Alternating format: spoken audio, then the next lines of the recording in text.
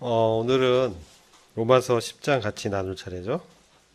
그 로마서 9에서 11장은 사실 유대인에 대한 경륜을 다루는 장입니다. 그래서 어떤 분들은 이것이 삽입된 장이라고 말씀을 하는 분들도 계십니다. 그러나 아, 저의 분별은 이게 반드시 필요한 내용이기 때문에 바울이 기록했다라고 좀 분별합니다. 오늘 여러분들과 함께 좀 나누고자 하는 것은 이스라엘의 현재 상태에 대해서 저희가 나누려고 하는 겁니다. 이스라엘이 사실 여러분 지금 어떤 상태에 있다고 생각하십니까? 이스라엘의 현재 상태. 예? 주님을 잘 믿고 있나요? 어떻습니까? 잘 못 믿고 있나요? 정상인가요? 네? 대답이 없으시네. 모르겠어요.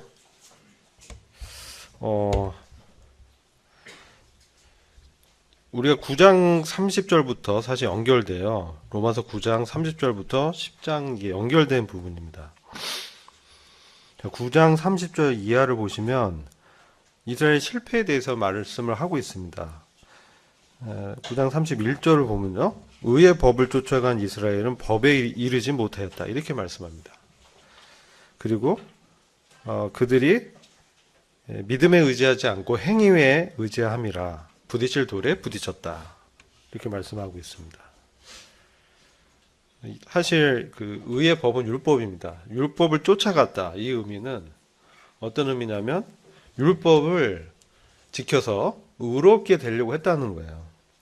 하나님의 주시는 그 은은 받지 않고 자기들이 율법을 지켜서 자신들의 어떤 행위라든지 의지를 통해서 하나님의 구원, 하나님의 의를 얻고자 했지만 우리가 야고보서 2장 10절 말씀 보면 율법을 이렇게 행하다가 하나에 거치면 하나를 지키지 못하게 됐을 때는 전부 다 지키지 못했다는 말씀 있잖아요. 그렇죠? 이것은 사실 이스라엘이 율법을 지키려고 애를 썼지만 사실 전부 다 지킬 수도 없었고 그 하나라도 어겼을 때는 사실 99개를 지켰다 했을 때도 100개라고 했을 때 99개를 지켰어도 그 하나를 지키지 못하면 사실은 다 지키지 못한 거나 다름없다는 말씀이에요. 왜냐하면 하나님께서는 거룩하신 분이기 때문에 하나를 못 지켜도 사실 그것은 하나님에 대해서 죄를 범했기 때문에 100개를 못 지키나 하나를 못 지키나 그것을 제정하신 하나님께는 범죄했다는 거예요. 그리고 하나님의 나라는 죄가 없어야 들어갈 수 있는 나라예요. 하나님의 나라, 하나님의 왕국, 천국은 완전히 의로운 사람만 들어가는 나라이기 때문에 하나를 어겼으면 그 하나 때문에 못 들어간다는 것이죠. 근데 그들은 어리석게도 그들이 믿음에 의지하지 않고 자기들의 율법의 행위에 의지했다는 거예요. 9장 32절에 그렇게 기록하고 있습니다. 그래서 그것이 그들을 결국은 그 한계에 부딪혔다. 부딪힐 돌에 부딪히게 됐다. 이 말씀이죠. 부딪힐 돌에 부딪히게 됐다. 이게 부딪힐 돌은 누구냐면 사람인데 누굽니까? 예수님이에요. 예수님이 그들에게는 여기 보면 거친 반석이 있고 부딪히는 돌과 같이 된 거예요. 예수님은 사실 율법을 다 지키셨죠. 그래서 예수님을 사실 주님으로 믿어야 되는데 그렇지 않고 자기들을 믿은 것이죠. 자기들의 행위를 의지하다 보니까 그것이 사실은 결과적으로는 그들이 사실은 그 의로움에 도달하지 못하고 사실은 이제 실패하게 된 원인이 된 것이죠. 그리고 33절 보면 9장 33절 보면 내가 부딪힌 돌과 거친 반석을 시온에 두느니 저를 믿는 자는 부끄러움을 당치 아니하리라 함 같으니라. 이와 같이 이제 말씀을 하고 계십니다. 사실 이것은 이사야서 28장 16절에 있는 말씀을 인용한 거예요. 그래서 로마서 9에서 11장 보면 구약의 성경을 이렇게 많이 인용해서 설명하고 있습니다. 부끄러움을 당하지 않는다. 이렇게 말씀하죠. 주님을 믿는 자는 부끄러움을 당치 않는다라는 말씀은 오늘날 사는 저희들에게도 큰 힘이 됩니다. 우리가 믿음으로 사는 이런 신앙생활이 녹록지 않죠. 특별히 이제 현대 시대는 어떻습니까? 과거는 그래도 하나님을 믿는 어떤 그런 믿음에 대해서 그래도 인정하고 그거에 대한 배타성도 이제 믿었어요. 그걸 이제 인정해줘서 용납했어요. 근데 오늘날은 어떠냐면 후기 현대 사회잖아요. 포스트 모더니즘적인 문화가 지배하거든요. 제가 학교 다닐 때도 청년 시절에 이미 이 포스트 모더니즘이란 문화 사조는 들어와서 학생들이 어떤 그 진리를 추구하는 이성주의, 합리주의, 과학주의를 도전하고 있었어요. 그때는 사실 그렇게 세력이 크지 않았는데 그때 그랬어요. 진리의 상대성을 주장했어요.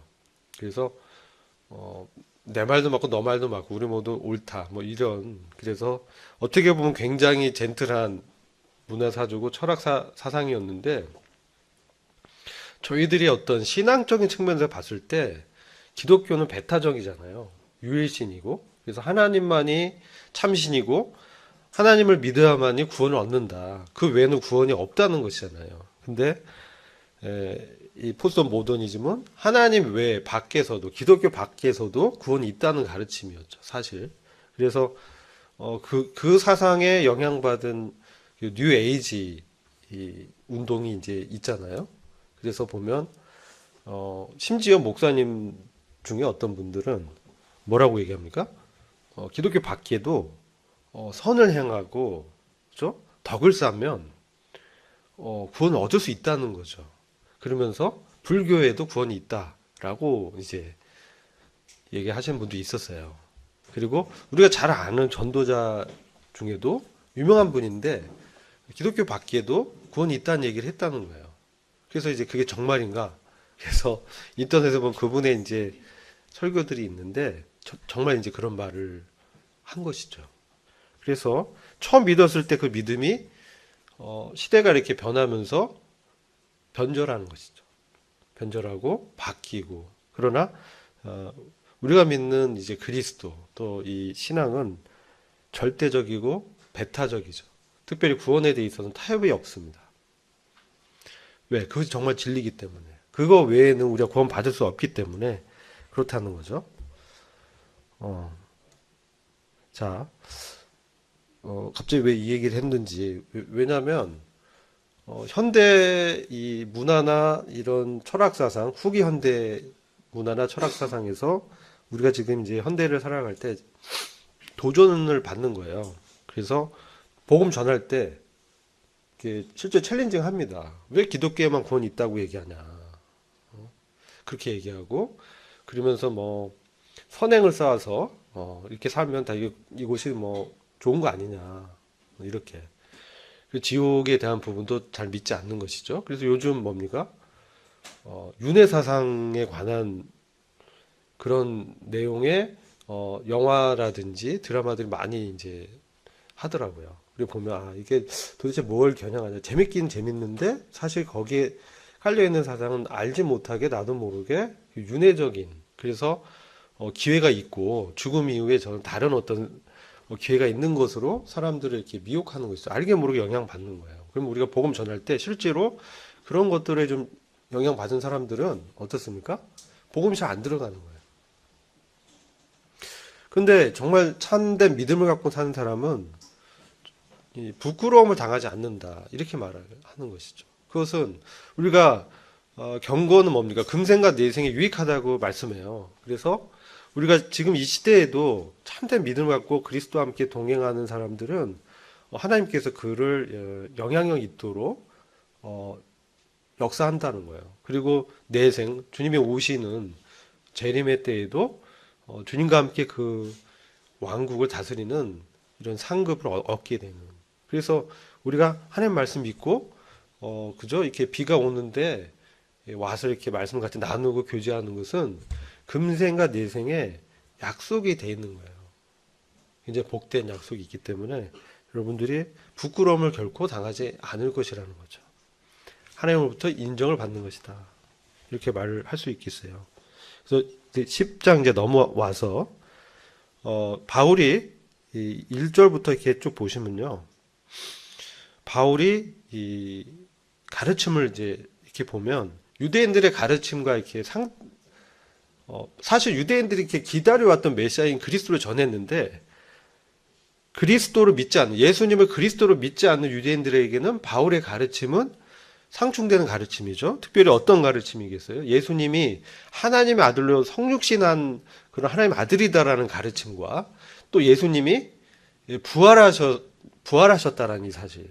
특별히 두 가지 사실이 유대인들에게는 받아들일 수 없는 그러한 가르침이었고, 그렇기 때문에 이 율법주의자들, 이스라엘 이 사람들 중에 이 율법을 지켜서 의롭게 되려고 했던 사람들은 바울을 적으로 여기고 바울을 죽이려고 했다는 거죠. 그래서 사도행전을 보면 결사대도 조직됐어요. 그래서 바울을 죽이려고 기다리는 사람들이 40명이나 되었다, 이런 말씀이 기록되어 있죠.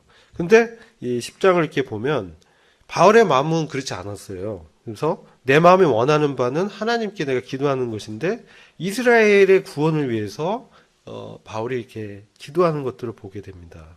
그러면서 그럼 이스라엘에 어떤 문제가 있었냐? 이스라엘 왜 실패했냐? 그들이 열심히 있었어요. 그래서 하나님께 열심히 있어요. 누구한테 있는 게 아니고 그들은 정말 다른 열방의 다른 나라와 달리 특별히 하나님께 대한 열심이 있었어요. 다른 나라 그런 나라 없잖아요. 근데 이스라엘 민족은 그 이전에 아브라함 이후부터 아브라함의 그 후손이 이스라엘이잖아요. 민족을 형성하게 되는데 여러 그 출애굽 사건이라든지 그들의 왕들의 역사라든지 사사시대라든지 또 사무엘을 통한 어떤 선지자를 통해서 하나님의 어떤 돌보심을 이제 간접적으로 경험했고 하나님에 대한 경외감이 있던 민족이었어요. 근데 그들이 우상 숭배에 빠지게 되죠. 근데 그것도 이제 이방 민족과 이렇게 어떻게 보면 같이 옆에 살다 보니까 세속화된 거예요. 그러면서 그걸 받아들이게 되면서 영향을 이렇게 받게 되고, 그러면서 그 가나안에서의 번영의 신 바알이라든지 아세라라든지 다산의 신이라든지 이것도 이제 받아들인 것이 가나안 땅에서 좀 잘 살고 싶었던 그런 것들을 이렇게 보게 되는 거죠. 근데 오늘날 우리 신앙인도 그런 것 같아요. 이 세상에서 우리가 잘 살고 싶고 뭔가 이제 명예도 얻고 싶고 번성하고 싶고 그죠? 이런 어떤 이를테면 그런 거잖아요. 세상 사람들이 생각한 성공 그런 것도 사실은 이제 바라는 마음이 없지 않아 있을 거예요. 근데 이거 자체가 사실은 뭡니까?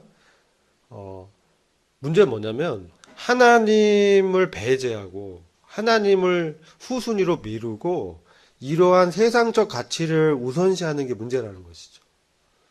그래서 하나님을 먼저 우선하고 그분과의 어떤 그분을 사랑하고 그분과의 교제를 중시하는 이러한 어떤 신앙심은 매우 중요한 겁니다. 근데 이스라엘은 열심히 있었어요. 열심히 있어서 하나님을 추구했는데 지식대로 하지 않았어요. 하나님 말씀대로 하지 않았다는 것이죠. 그래서 이것은 그들이 사실 경건하지 않은 게 아니었어요. 경건한 유대인들은 엄청 경건하죠. 바리새인들도 따를 수 없을 정도로 도덕적인 사람들 많았었어요. 그런데 문제는 뭐냐면 그들은 종교심도 깊었어요. 근데 하나님에 대한 열심이 있었지만 하나님이 정말 아브라함을 통해서 보여준 율법의 정수는 뭐냐면 그리스도께로 나오는 것이에요. 율법을 지켜서 의롭게 되려고 노력하지만 불가능함을 깨닫고 정말 참되신 하나님의 아들 그리스도께 나와서 그분을 이제 믿고 영접하고 그분을 왕으로 여기는 이러한 그 참된 신앙을 사실 이제 이스라엘이 갖기 원하셔서 율법도 주신 거예요. 근데 그들이 자기들이 이렇게 열심히 내고 그걸 지켜서 정말 하나님과의 어떤 사랑의 관계보다 율법을 지키는 자기 자신들을 이렇게 높이고 거기에 더 가치를 두게 된 거죠. 근데 뭐냐면 그런 열심, 이런 추구만으로 부족하다는 거예요. 그래서 진리의 지식과 결합되어야 된다. 우리가 주님을 이제 섬기는 것도 정말 말씀에 근거해서 섬겨야 됩니다. 그렇지 않으면 이스라엘처럼 실패한다는 거죠. 하나님의 약속하신 의에 대해서는 무지했다는 거예요. 하나님의 약속한 의는 그들이 율법을 지켜서 도달할 수 있는 그런 수준이 아니었어요. 하나님의 의는 정말 절대적이고 100% 완벽한 그런 선인 거예요. 근데 그것을 자기들의 노력이라든지 자기들의 어떤 성품이라든지 선행으로 그걸 얻으려고 노력하다 보니까 그게 사실 자기들이 이게 넘어지게 된 것이죠. 그리고 사실상은 정말 믿음을 통해서 죄인들을 의롭다고 받아주는 하나님의 그 은혜의 계획에 불순종하게 되고 예수님을 이제 거절하게 되는 그러한 실패를 하게 되는 거죠. 만약 그들 겸손히 주님께 나왔다면 이 4절 말씀 보면 그리스도가 모든 믿는 자에게 의를 이루기 위해서 율법의 마침이 되시느니라. 그래서 이 마침이란 뜻 자체가 율법이 필요 없어졌다, 율법이 없어졌다, 율법 폐기적인 뜻이 아니고 율법이 궁극적으로 의도한 목적을 달성했다는 뜻이에요. 그래서 그리스도를 믿음으로 말미암아 의를 얻는 하나님의 절대적이고 완전한 의를 얻게 되는 이것이 사실 목적이라는 거죠. 그것을 그리스도께서 이루셨다는 거예요. 십자가에서 그분이 온전히 아버지께 순종하심으로 이제 믿는 이에게 은혜로 하나님의 의를 주시는 이런 믿음으로 말미암는 완전한 의를 얻을 수 있게 됐다는 거죠. 이것을 이제 말씀하고 있고요. 사실 이제 지난 시간도 말씀드렸지만 5절은 모세의 기록, 즉 율법은 뭐냐면 율법도 레위기 18장 5절 보시면 이렇게 말씀해요. 너희는 나의 규례와 법도를 지키라. 사람이 이를 행하면 그로 인하여 살리라. 나는 여호와니라. 그렇죠. 그래서 사실 이것은 굉장히 이상적인 얘기예요.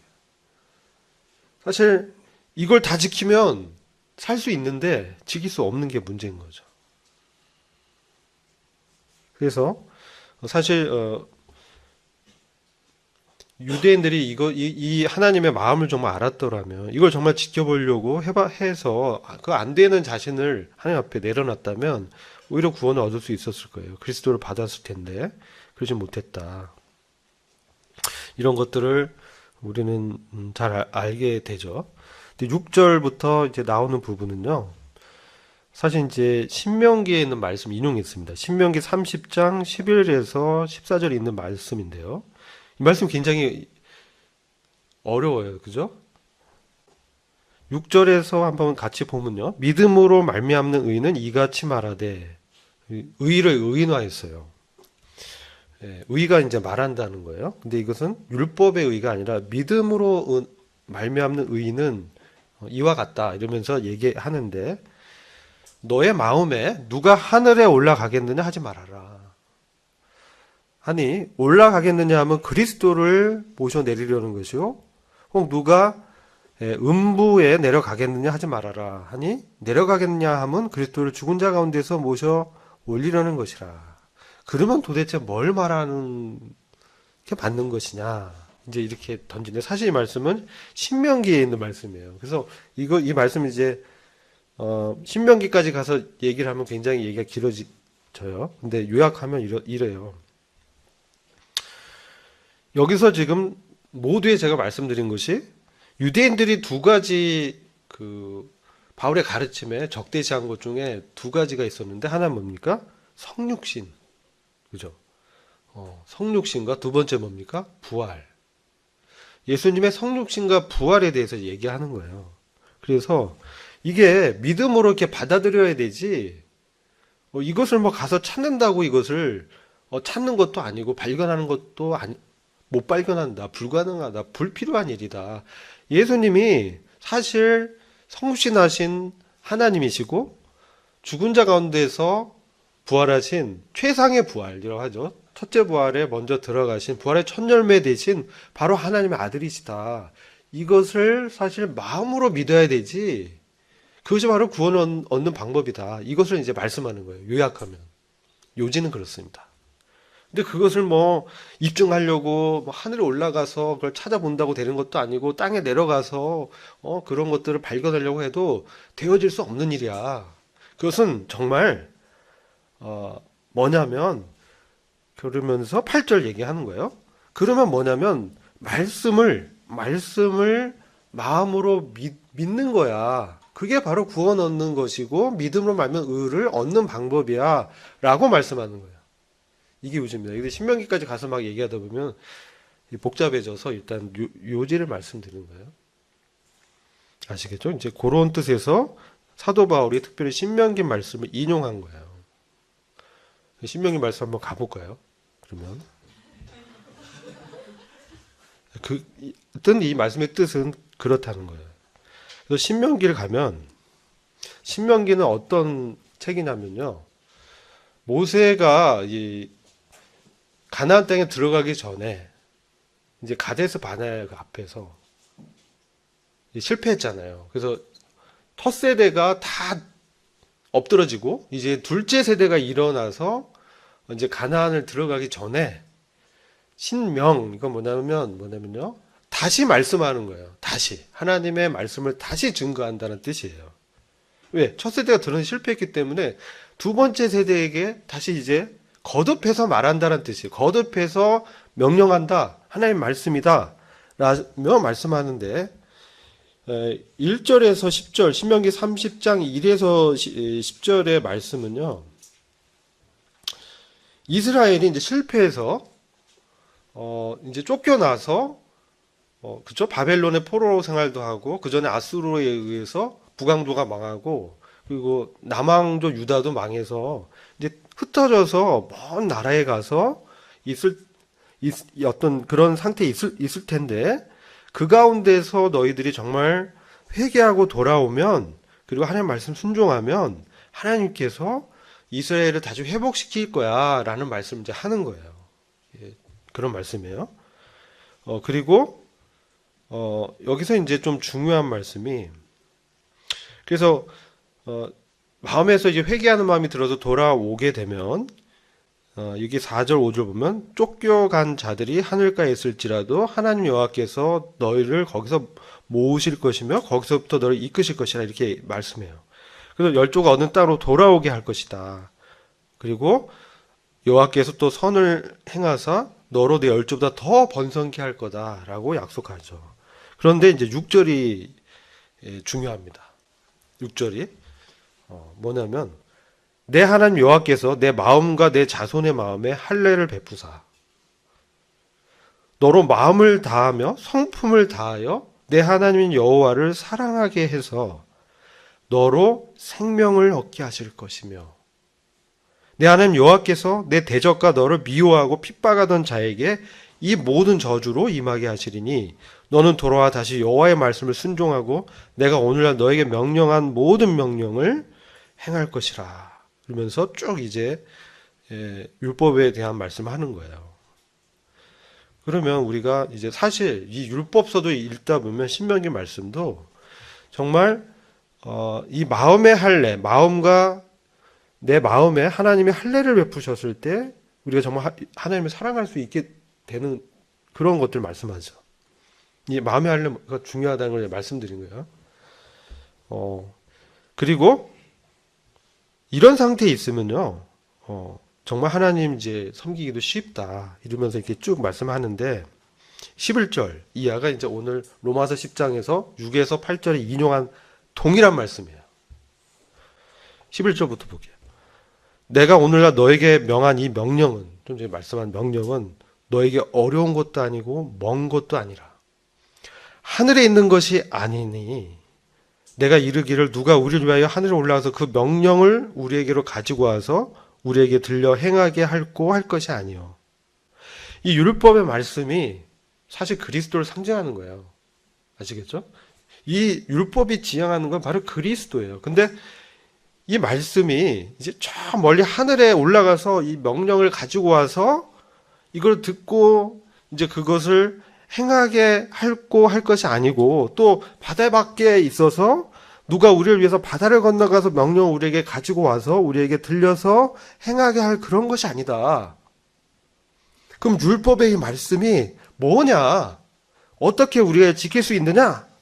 그게 이제 14절에 보면 오직 그 말씀이 너에게 심히 가까워서 내 입에 있으며 내 마음에 있은즉 내가 이를 행할 수 있느니라.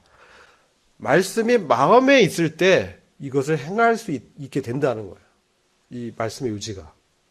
근데 이게 이제 복음에 연결돼서 이 말씀이 누구냐?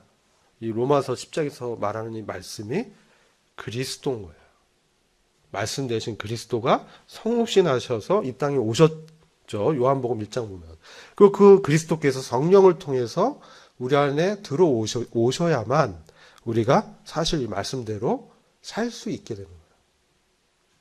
그것을 이제 복음과 이 신명의 말씀은 이제 사도 바울이 결합시킨 거예요. 아시겠죠? 네. 여기까지 할게요. 그래서 하여튼 신명의 말씀을 한번 시간 될 때 쭉 한번 읽어보세요. 그래서 이 배경이 사실 믿음이라든지 복음과 내용이 없는 것 같지만 사실 바울이 구약의 성경 말씀을 통해서 그 내적인 영적 의미를 밝혀준 거예요. 그래서 하나님의 이 율법이 참 멀리 있고 이렇게 우리가 접근할 수 없는 그것이 아니고 정말 그것은 뭡니까? 가까이서 그 말씀을 순종하기를 하나님께서 기대하고 계시다. 근데 이것을 하려면 우리가 마음에 나의 이 딱딱한 마음, 그죠? 내가 주인된 그런 생각들, 이런 이 세상적인 생각들을 내려놓고 주님을 정말 주님 앞에 겸손히 그분의 말씀을 듣고, 그죠? 그리고 마음으로 정말 내 인격적으로 정말 그것을 순전하게 다 받아들이면 주님이 이제 내 마음에 주님으로 영접되면 그 말이에요. 그러면 정말 내 안에서 말씀을 지킬 수 있도록 역사한다는 거예요. 아시겠죠? 그렇게 이제 복음과 연결할 수 있다는 것입니다. 자, 그리고 그래서 이제 10장 로마서 다시 10장 9절로 돌아와서 보겠습니다. 로마서 10장 9절 보시면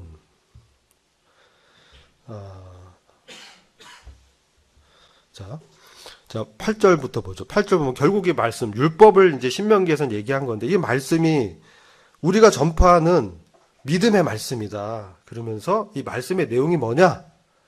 그러면 이제 9절 10절 얘기해요. 그러면서 만일 내 입으로 예수를 주로 시인하며 또 하나님께서 그를 죽은 자 가운데서 살리신 것을 내 마음에 믿으면 구원을 얻으리니 사람이 마음으로 믿어 의에 이르고 입으로 시인해서 구원에 도달할 수 있다. 이렇게 말씀을 합니다. 그래서 여기서 이제 얘기하는 것은 좀 전에 말씀드린 거예요. 그래서 우리가 예수 그리스도의 복음을 듣고 마음으로 이제 받아들인 사람은 어떻습니까? 구원 받아요. 이게 의에 이르렀다는 뜻이에요. 근데 이걸 동시에 이게 따로 떨어진 두 가지의 시간차가 많은 사건이 아니고 거의 동시적으로 마음으로 믿은 사람은 입술로도 주님이 나의 왕이십니다라고 고백한다는 것이죠. 이게 왜 유대인들한테 중요하냐면요. 유대인들 예수님을 하나님으로 믿지 않았거든요. 그잖아요. 그래서 예수님이 하나님 아들이고 부활하신 그리스도라는 사실을 믿지 않았기 때문에 유대인들의 입장에서 이것을 입으로 시인한다는 것은요. 굉장히 위험한 일. 그들 사이에서도 추출당하고 로마에서도 마찬가지였죠. 황제가 신인 그러한 제국주의에서 예수님이 참 신입니다. 그분이 부활을 하셨습니다. 그 외에는 신이 없습니다. 이렇게 얘기한다면 어떻게 되겠어요? 사자의 밥이 되는 거죠. 그래서 이 신앙 고백은 위대한 사실 신앙 고백인 거예요. 그래서 이것이 우리의 단순히 지적 동의가 아니고 내 전 인격적으로 주님을 구주와 나의 왕이요 통치자로 영접하는 그런 것을 말하는 거예요. 그래서 그런 사람들은 주님의 이름을 부른다는 거죠. 주님의 이름을 부른다는 게 이제 무엇이냐. 그리고 우리가 12절 보면 11절은 아까 말씀드렸죠. 9장 그 33절에 나온 걸 다시 한번 인용한 거죠. 저를 믿는 자는 부끄러움을 당하지 아니하리라. 그죠? 자, 이때 사실 그 로마 시대에 주님을 인정하고 믿음을 고백한 사람들이 어떻게 됐어요? 순교를 했는데, 그죠? 부끄러움 당하지 않는다는 거예요. 이것은 사실 그 주님이 재림하시면 그들이 부활의 영광스러운 모습으로 다시 부활해서 어떻게 됩니까? 하나님의 아들들이 누리는 그 영광의 통치에 동참한다. 여기까지도 얘기하는 거예요. 그래서 참된 죽음이 사실 실패한 것이 아니라 정말 영광의 약속이 있기 때문에 부끄러움을 당하지 않는다는 거죠. 이건 장래의 그런 소망을 보고 말씀하지만 현재에서도 12절 보면요. 주께서 모든 사람의 주가 되사 저를 부르는 모든 사람에게 부여하시도다. 여러분도 오늘 속으로 조별 모임 하실 때 한번 나눠보세요. 정말 주님을 이렇게 의지하고 주님을 신뢰하고 내가 하려고 이런 것들을 내려놓고 주님께 맡기고 했을 때 주님이 과연 어떻게 그것에 보답하셨는가? 지금 이 현재적인 삶에서도 주님이 우리 믿는 사람들을 어떻게 합니까? 케어하시는 거예요. 뭘 먹을까, 마실까, 입을까 염려하지 말아라. 너희는 먼저 그의 나라와 그의 의를 구하라. 그리하면 이 모든 것을 또 하시리라. 그죠? 염려는 그죠? 하루에 이제 족하다. 내일 일은 누가 염려하게 해야 돼요? 내일이 염려하게 하라. 그런 말씀 마태복음에서 하시잖아요. 그래서 진짜 우리가 주님 믿는 이런 분들, 믿음의 선진들의 얘기를 들으면 정말 이렇다는 거예요. 정말 모든 사람에게 영적으로 부여하시고 물질적으로도 핍절하게 하지 않으실 그런 주님이라는 것을 우리가 경험한다는 거죠. 그래서 우리는 주의 이름을 부른다. 주의 이름을 부른다. 이 당시 주님의 이름을 부른다는 것은 바로 예수 그리스도를 여호와 하나님이라고 인정하는 정말 신앙 고백인데요. 이것은 주님의 이름이 사실 주님의 어떤 권위, 주님의 어떤 존재 그런 걸 인정한다는 것이죠. 주님의 이름 뭡니까? 에고 에임이라고 하잖아요. 영어로 보면 I am that I am. 그래서 나는 나다 뭐 이런 의미인데 난 스스로 존재하는 자다. 나는 너의 모든 거다 이런 뜻이에요. 나는 너의 전부다. 나는 너의 필요다. 나는 너의 의의다. 나는 너의 지혜다. 나는 너의 거룩이다. 나는 너의 구속이다.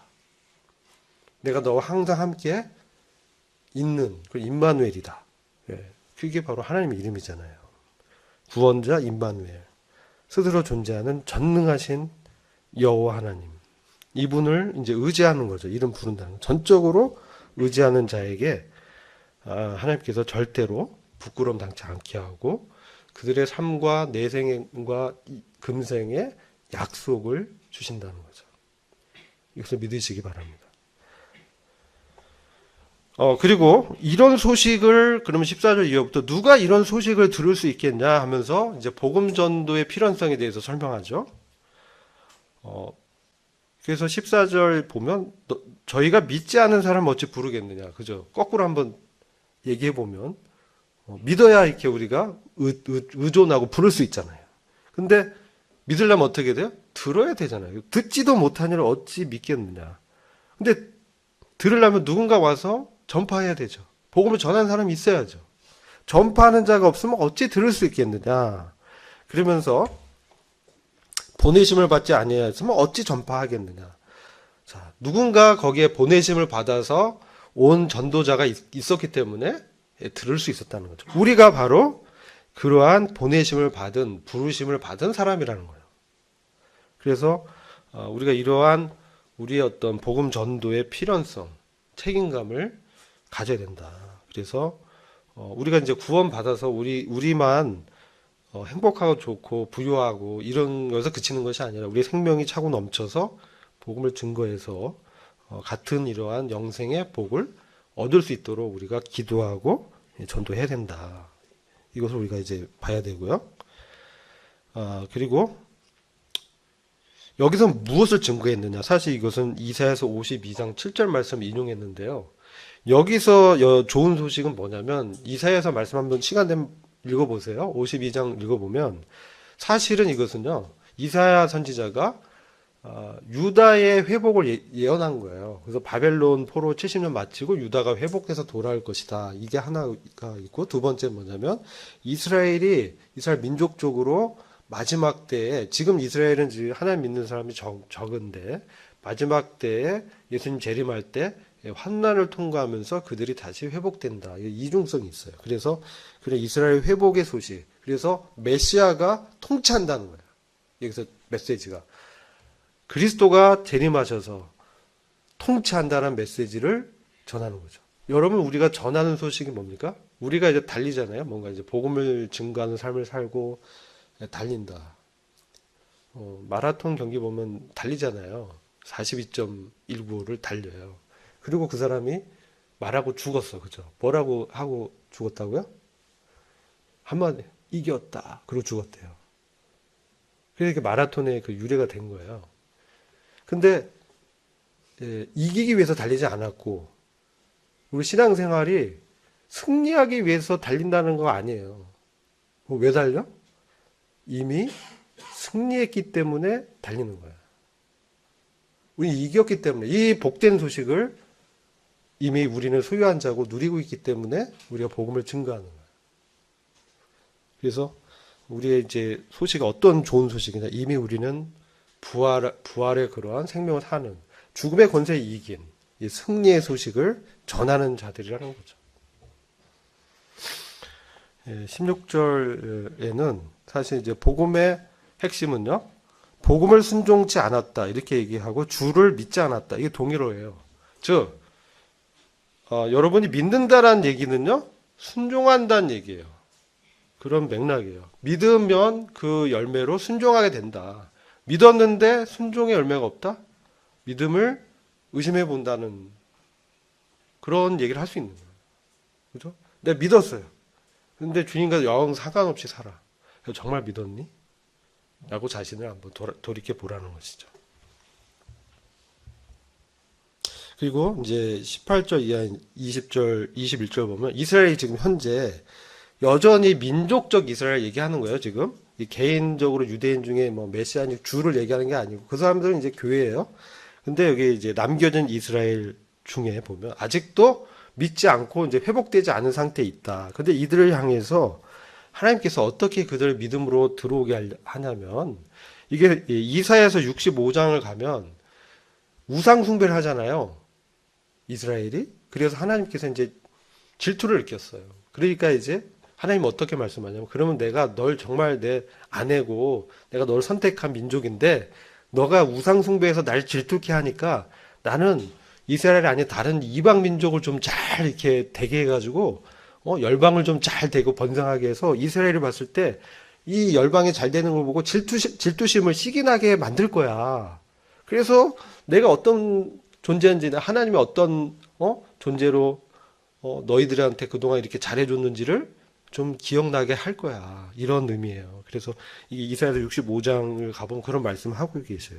그래서 이스라엘 민족이 지금 은혜의 복음이 처음에 유대인들 갔다가 이방인한테 넘어왔죠. 그래서 지금 이방인이 우리가 복음의 어떤 은혜를 누리고 있잖아요. 그러면 우리가 이렇게 먼저 은혜를 누리고 그리고 우리가 이제 휴거 때도 교회가 먼저 휴거돼요. 여러분 아시죠? 교회가 먼저 휴거되고 이 땅에 남겨진 이스라엘은 환란을 통과하면서 다시 하나님께 돌아와요. 그때 이들이 주님이 재림하는 모습을 보면서 회개를 합니다. 그러면서 자기 정말 잘못했구나 고백하면서 돌이키거든요. 그러면서 먼저 이 교회를 이렇게 보면서 이방인들에게 베푼 하나님의 은혜가 어떠하냐. 참 이렇게 이제 그런 마음 질투심도 이제 느끼게 된다는 거죠. 그런 맥락에서 하나님께서 이렇게 이스라엘에 대해서 순종하지 않았지만 여전히 하나님의 주권적 섭리로 은혜로 그들을 향해서 손을 이렇게 내벌리고 기다리고 계신 그런 이제 주님 모습을 이렇게 말씀하고 있습니다. 그래서 저희들이 이걸 우리 삶 속에서 우리의 구원과 연관시켜서 한번 교제해 보면 좋을 것 같아요. 예. 여기까지 이제 하고 기도하고 마치도록 하겠습니다.